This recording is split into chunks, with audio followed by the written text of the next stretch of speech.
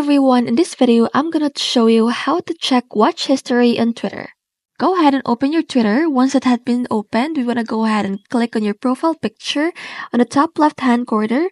Here you can go over to tweets and replies. You can get an access of all the previous history tweets that you have replied to.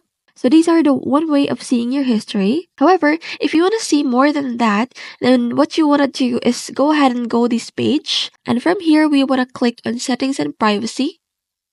And from here, you want to click on your account, which is the first option.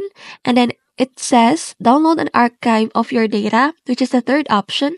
You want to go ahead and click on that.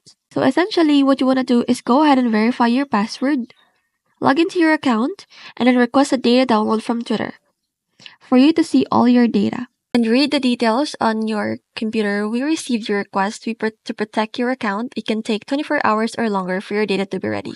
So basically, you can receive the data of your Twitter after 24 hours. And once Twitter gives you an archive of all your data, then you're going to be able to see your previous watch histories and every single video that you have watched.